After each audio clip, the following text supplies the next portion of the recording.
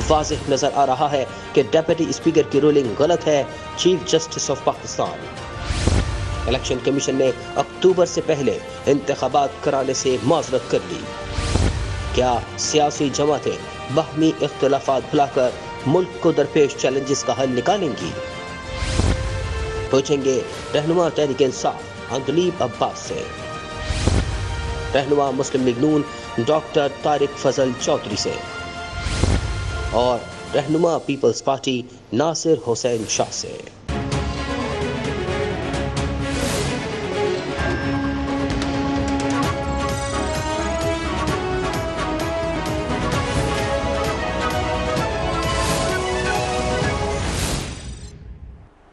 बिस्मिल्लाहिर्रहमानिर्रहीम, अस्सलाम वालेकुम and very warm welcome to the show. आखिरकार फैसले की घड़ी आम पहुंची है। थोड़ी ही देर में फैसला मुतवक्का है। तमाम निगाहें सुप्रीम कोर्ट पर जमी हुई हैं। सुप्रीम कोर्ट ने तहरीक एतमाद के मामले में स्पीकर की रूलिंग को आज थोड़ा पहले जिस वक्त समाअत हो रही थी गलत करार दे दिया। आज सुप्रीम कोर्ट ने केस की समाअत मुकम्मल की और फैसला शाम तक महफूज करने का कहा। टेम्परेचर भी बहुत ज़्यादा था, रोज़े में सब लोग वहाँ पर मौजूद थे और जिस तरीके से टाइम गुजरता जा रहा है आपको टेंशन बढ़ती हुई नज़र आ रही है। आज की रूलिंग का, आज के पूरे दिन की समाअत का हम आपको कुछ हाल बताते हैं। चीफ जस्टिस का कहना यह था कि सियासत में सबका एहतराम है लेकिन खुदा की कसम कौम क़यादत के लिए तरस रही है। केस की समाअत में आज जो कुछ हुआ वो कुछ यूँ है। चीफ जस्टिस ने कहा कि एक बात तो वाज़े नज़र आ रही है और वो ये है कि स्पीकर की जो रूलिंग है वो गलत है। देखना यह है कि अब इससे आगे क्या होगा। असेंबली बहाल होगी तो भी मुल्क में इस्तेहकाम नहीं होगा। चीफ जस्टिस ने कहा कि मुल्क को इस्तेहकाम की ज़रूरत है। अपोजिशन भी इस्तेहकाम का कहती है, कौमी मफाद को भी हमने देखना है। अटॉर्नी जनरल खालिद जावेद ने कहा कि मैं स्पीकर की रूलिंग का दिफा नहीं कर रहा लेकिन मेरा जो मुद्दा है वो ये है कि नए इंतखाबात होने चाहिए। जस्टिस जमाल मंदोखेल ने रिमार्क्स दिए कि अदालत ने हालात और नताइज देख कर फैसला नहीं करना है। अदालत ने आइन को मद्देनजर रखकर फैसला करना है। कल को कोई स्पीकर आएगा वो अपनी मर्जी करेगा। अदालत ने नहीं देखना कि कौन आएगा कौन नहीं आएगा। हम नताइज पर नहीं जाएंगे। अपोजिशन लीडर शहबाज शरीफ ने कहा कि रूलिंग खत्म होने पर तहरीक अदम इत्माद बहाल हो जाएगी और स्पीकर की रूलिंग कल अदम हो तो असेंबली की तहलील अज खुद खत्म हो जाएगी।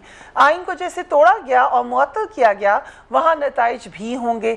अदालत अल्लाह और पाकिस्तान के नाम पर पार्लियामेंट को बहाल करे, पार्लियामेंट को अदम इत्माद पर वोट करने दिया जाए। This was Shehbaz Sharif. Justice Jamal Mandokhel ने रिमार्क्स दिए कि अपोजिशन पहले दिन से इलेक्शन कराना चाहती थी। शहबाज शरीफ ने कहा कि मसला आइन तोड़ने का है। जस्टिस जमाल मंदोखेल ने रिमार्क्स दिए कि आइन की मुरम्मत हम कर देंगे।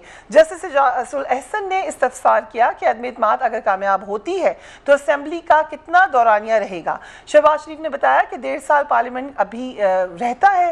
अपनी अपोजिशन से मिलकर इंतखाबी इस्लाहात करना चाहते हैं ताकि शफाफ इलेक्शन हो सके। अदालत में बिलावल भुट्टो भी पेश हुए और कहा कि अपने लिए हुकूमत बनाना हमारी तरजीह नहीं है। डिप्टी स्पीकर की रूलिंग गैर आइनी है और इसी गैर कानूनी रूलिंग ने वज़ीर आज़म की जमहूरियत पर सवाल उठाया।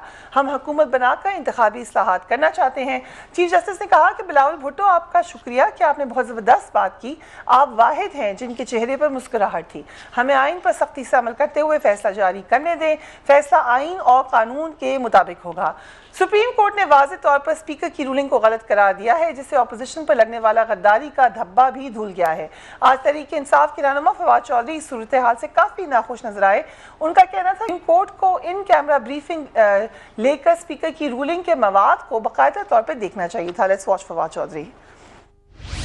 जहाँ तक इस बात का ताल्लुक है कि स्पीकर की रूलिंग सही है या गलत है, उसके लिए आपको वो शहादतें देखनी होंगी जो स्पीकर के सामने था। आप ये तो नहीं कर सकते ना कि अगर आप रूलिंग को, एक फैसले को गलत करार दे रहे हैं लेकिन वो फैसला जिन शहादतों, जिन दस्तावेज़ात, जिस मवाद की बुनियाद पे हुआ, आप कहें हमने वो नहीं देखना, ये तो अजीब सा एक लॉजिक होगा। पाकिस्तान को स्टेबिलिटी की ज़रूरत है, पाकिस्तान की मईशत को इस्तेहकाम की ज़रूरत है और उसके लिए वाहिद हल इलेक्शंस हैं और हमें उसकी तरफ ही बढ़ना चाहिए।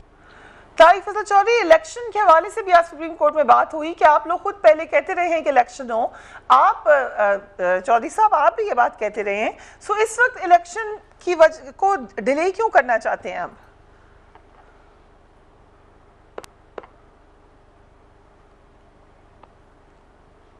Doctor Tariq Fazal Chaudhary, if you can hear me.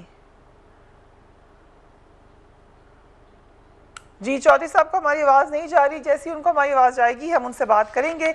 Again हम आपको बताते चलें कि सुप्रीम कोर्ट में लोग पहुंच चुके, थोड़ी ही देर है उसके बाद फैसला सुना दिया जाएगा। फैसला महफूज कर लिया गया था, मगर जो अभी से थोड़ी देर बाद हमें पता चल जाएगा कि सुप्रीम कोर्ट का डिसीजन है क्या।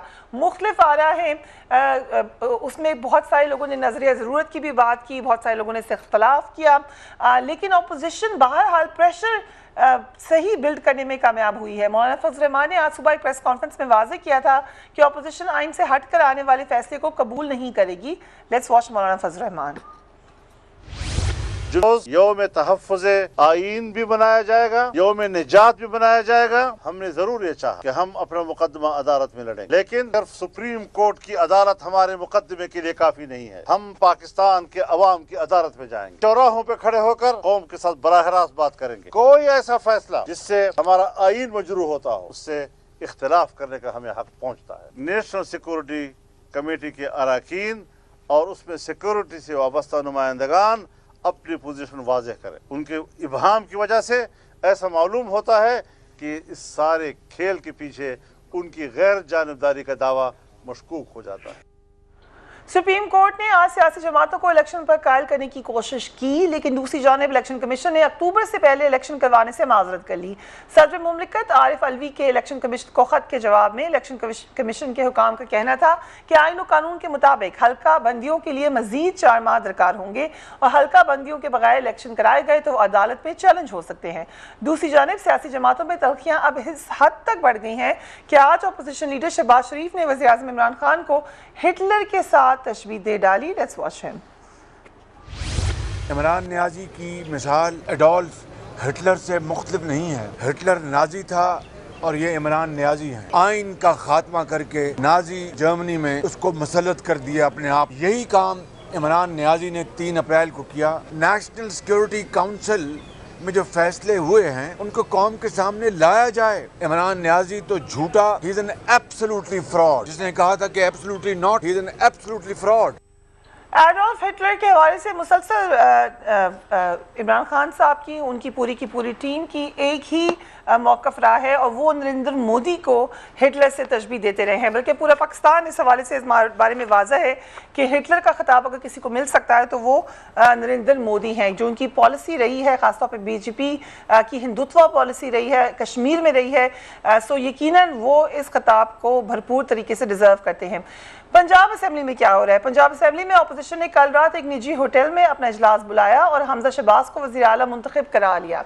इस मौके पर मुस्लिम लीग नून की रहनुमा मरीम नवाज शरीफ का कहना था कि सुप्रीम कोर्ट के चीफ जस्टिस ने कहा था कि अगर पंजाब असेंबली में इजलास नहीं हो सकता तो बाग़ जिना में इजलास बुला लें, इसलिए हमने निजी होटल में इजलास बुला लिया। Let's watch Maryam Nawaz.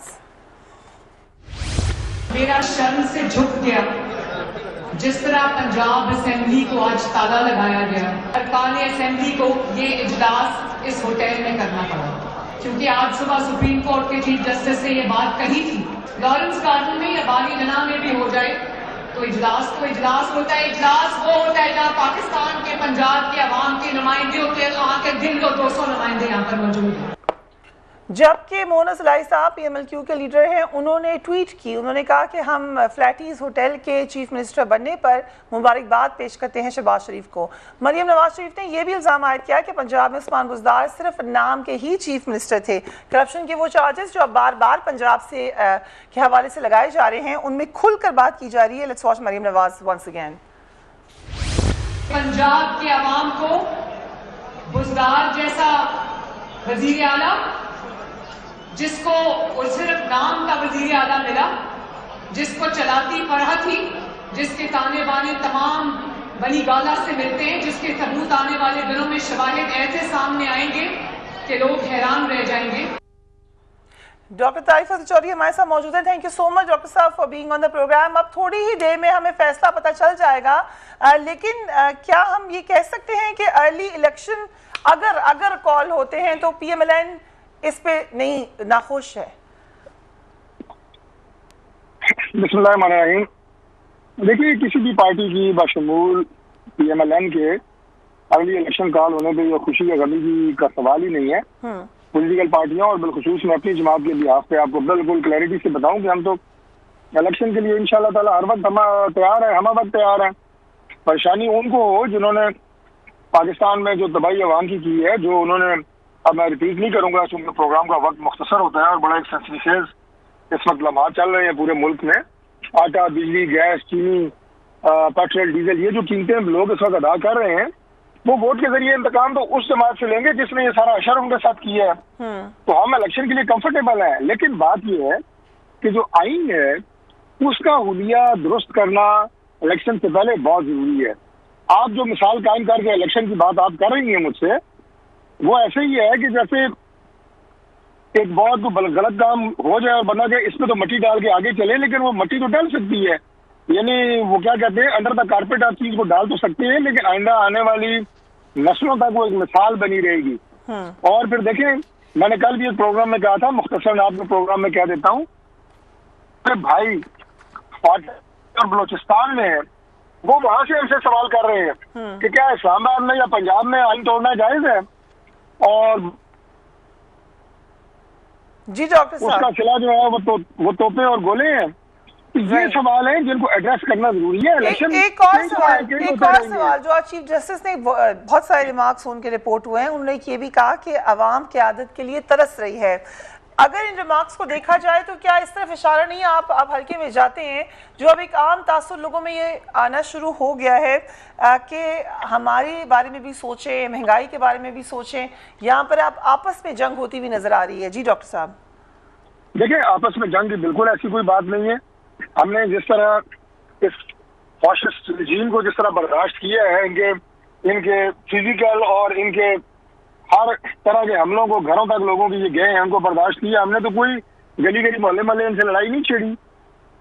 अब जो ये इमरान खान साहब ने जो काम किया है कि आप बिल्कुल एक आईनी पार्लिमानी तरीके से एक वोट ऑफ नो कॉन्फिडेंस पेश की गई है, उसका मुकाबला आप आईनी और पार्लिमानी तरीके से करें, लेकिन आपने उसका मुकाबला जिस तरीके से किया है और आइन को आपने तोड़ा और आप मैदान से भागे, कहते हैं मैं अब जनाब बड़ा मुकाबला करता हूँ, आखिरी बॉल तक मुकाबला करता हूँ, तो इस पे आपका क्या ख्याल है कि ये कोई मुस्लिम लीग नून का किया धरा है?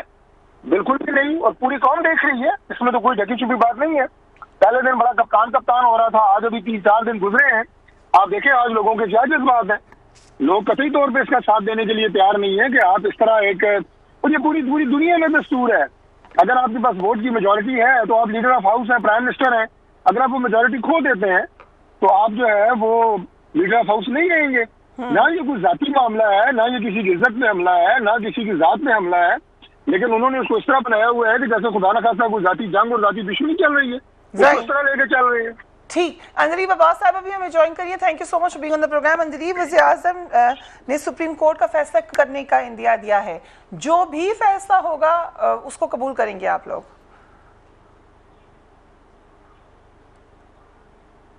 जो है हमारी बहुत काबिल एहतराम है और फैसला जैसा भी होगा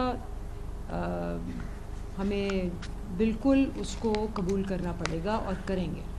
सो आज जो चीफ जस्टिस ने रिमार्क्स दिए कि डिप्टी स्पीकर की रूलिंग गलत है, सो इस पे आपका क्या मौक़िफ़ है? देखिए, अभी तो फैसले की डिटेल नहीं आई तो उस पे कमेंट करना ज़रा मुश्किल होगा। उन्होंने उस रूलिंग को किस आर्टिकल के तहत कहा है, किस कॉन्टेक्स्ट में कहा है, वो हमें देखना पड़ेगा, क्योंकि बेसिकली देखें हमारा तो वो जो है कि जी loyalty to the state, article 5 जो है वो बड़ा क्लियर है कि हमें 27 तारीख को हम शेयर करते हैं कि जी हमारे पास बहुत ही क्रिटिकल इन्फॉर्मेशन, ब्लेटेंट इन्फॉर्मेशन आई है। हमारा हाईएस्ट, जिसमें पूरे पाकिस्तान के सिक्योरिटी के हाईएस्ट एग्जीक्यूटिव्स चेयर्स शामिल हैं, इजलास होता है, उस कम्युनिकेशन को वैलिड माना जाता है और उस कम्युनिकेशन पे सख्त किस्म का रिएक्शन होता है। Being in the diplomatic field, मैं फॉरेन अफेयर्स में रही हूँ, आपको पता है कि डिमार्श देना अल्टीमेट है और वो पूरी कमेटी वहाँ बैठ के डिसाइड करती है कि जी हमने यहाँ भी बुला के और कंट्री रिक्विजिट में भी बुला के डिमार्श देना है। दिया गया, उसके बाद डिसाइड हुआ कि स्पीकर जो है वो सारी पार्टीज़ को इन कॉन्फिडेंस लेगा और उनको दिखाएगा कि जी ये हैं, अब आप बताएं कि आप इसको कैसे डिफेंड करेंगे या क्या करेंगे। 80 लोगों को लेटर गया। जो रिमार्क्स आए हैं उससे ये लग रहा है, क्योंकि एनएससी के मिनट्स भी दिए वहाँ पे नहीं बुखारी साहब ने, फवाद चौधरी साहब ने भी बाद में कहा कि नहीं इसके ऊपर मजीद बात होनी चाहिए थी। आपको लगता है कि तशनगी रह गई, ज्यादा बात होनी चाहिए थी इस पर, रूलिंग को गलत करार देने से पहले? मैं तो हैरान थी तब भी कि आप एक सारी उम्र ये आप इनको यही रहा था ना कि जी कभी भी वज़ीर आज़म साहब नहीं आते और ये नहीं करते और नेशनल सिक्योरिटी पार्लियामेंट की कमेटी को ये ऐसे करते हैं वैसे करते हैं, और जब मौका आया पाकिस्तान की सालमियत